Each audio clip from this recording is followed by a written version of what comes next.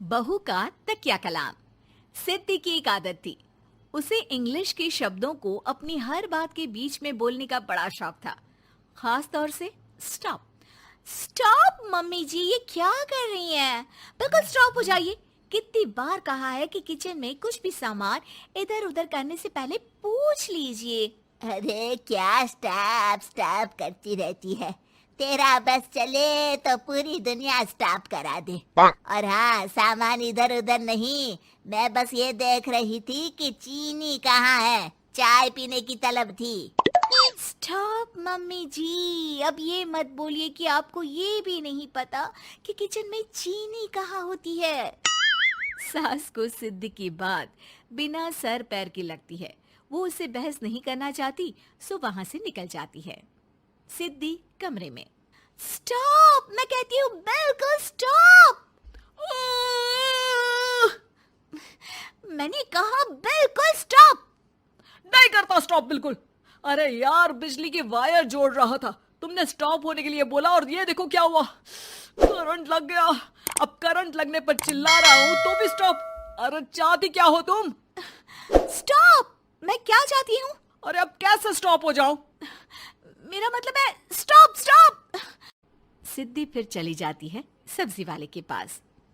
भैया, वो बैंगन किलो और आलू 5 किलो। Stop stop.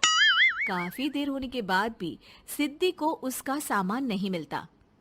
क्या है भैया, कब से बोल रही हूँ, आलू 5 किलो, बैंगन 2 किलो, फिर दे क्यों नहीं दे रहे हो? भैया स्टॉप।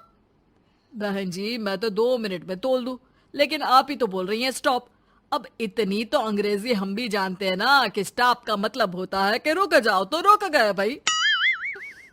अरे यार, क्या लोग हैं। स्टॉप। अरे तोलो तोलो चलो। किसी तरह सामान लेकर सिद्धि घर आती है, जहां वो देखती है कि ढेर सारे मेहमान बैठे होते हैं। सिद्धि आते ही जोर से चिल्लाती है, स्टॉप! आप यहाँ सब कैसे? अरे अब कैसे स्टॉप हो जावे बहू, जितना आना था आ गए हम। अब हाँ, बैठिए ना। सासू माँ, आप बात करिए, मैं चाय बनाकर ला रही हूँ। सभी बात करने में लग जाते हैं कि तभी सिद्धि किचन से निकल कर आ जाती है। Stop stop. अरे क्या खाएंगे आप लोग? पकौड़ी बना दूं या चीला, या फिर इडली बना दूं? अरे जो मर्जी बना दो, बस ले आओ जल्दी से बहू, इन लोगों को निकलना है, कोई जरूरी बात करने आए हैं। अच्छा अच्छा, स्टॉप। सिद्धि स्टॉप वाला अपना तकिया कलाम बोलकर निकल जाती है, लेकिन थोड़ी देर बाद जब वो कमरे में चाय नाश्ते के साथ आती है तो जरूरी बात हो गई आप लोगों की, या मेरे डर से शांत हो गए कि चुप हो जाओ चुप हो जाओ, सिद्धि आ गई है। बोलिए ना। बस जैसे ही सिद्धि ने कहा बोलिए ना, घर में चकर पकर की आवाज गूंजने लगती है। अरे तुम स्टॉप क्या बोल कर गई, सभी शांत हो गए, अब बात शुरू करेंगे। हाँ भाई, बहू तुम वो स्टॉप बोल कर गई तो हम लोगों को लगा कि शायद तुम भी सुनना चाहती हो कि हम लोग क्या बात कर रहे हैं। फिर जो मेहमानों की बात शुरू होती है वो घंटों बीत जाते हैं, चलती ही रहती है। अरे तेरे स्टॉप के चक्कर में दोपहर हो गई, अब जाकर सबके लिए जा खाना बना कर लिया। तभी स्टॉप नहीं बोला होता तो अब तक बात खत्म हो चुकी होती। बेचारी सिद्धि करती भी क्या, खुद के स्टॉप बोलने की आदत से खुद ही परेशानी मोल लेती है। आप लोग खाना खाकर जाइए, हाँ मैं जा रही हूँ बनाने। मम्मी जी, लेकिन स्टॉप, मैं ना खाना बनाकर लाती हूँ। सिद्धि सबको खाना खिलाकर विदा करती है। पूरी तरह से थक चुकी सिद्धि शाम को पार्क में वॉक करने जाती है। स्टॉप यार, आज तो मैंने बहुत खा लिया, पेट लग रहा है कि फट ही जाएगा। सहेली एक जगह खड़ी होकर सिद्धि की बातें सुनती है। सिद्धि उसे दिन भर की सारी बातें कहती हैं। स्टॉप यार स्टॉप, चल मैं घर जा रही हूँ। सोचा था थोड़ा वॉक कर लूंगी, पेट हल्का हो जाएगा। सारा दिन काम कर कर के थक भी गई थी, लेकिन यार तेरे कारण बस खड़ी ही रह गई। वैसे तो पार्क करने क्या आई थी? और यार बड़ी अजीब लड़की है, मैंने कितनी बार बोला कि मैं वॉक पर आई थी, लेकिन तू स्टॉप स्टॉप बोलकर रोक लेती थी मुझे। यार प्लीज अब तू जा, मैं वॉक करके ही घर जाऊंगी। ओ यार, वो स्टॉप तो मेरा तकिया कलाम है। घर के सभी लोग सिद्धि के स्टॉप से परेशान थे। वे कभी उसके बोलने पर स्टॉप हो जाते तो मुसीबत आ जाती, कभी नहीं होते तो भी मुसीबत आ जाती। अरे मैं तो इस बहू के तकिया कलाम से परेशान हो गई हूँ। अरे कोई तो उसकी ये आदत हटाए।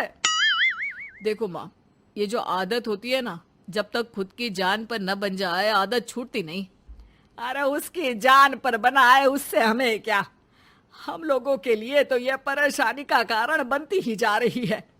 उधर सिद्धि खुद सोचती है, अरे यार, पहले बाजार से देर, फिर दिन का सारा खाना, और फिर पार्क में मैं टहल भी नहीं पाई। क्या करूं? इस तकिया कलाम के कारण मैं खुद ही परेशानी झेल लेती हूँ। एक काम करती हूँ, आज से सोच समझकर बोला करूंगी। बहू स्कूटी उठाती है और निकल जाती है, लेकिन जैसे ही वो बीच चौक पर पहुंचती है, स्कूटी फिसल जाती है और वो नीचे गिर जाती है। हाय रे, कोई तो बचाओ, किसने टक्कर मार दी मुझे? कितना दर्द हो रहा है, कोई तो डॉक्टर के पास लेकर चलो। स्टॉप! बस जैसे ही बहू स्टॉप बोलती है, सारे वहीं रुक जाते हैं।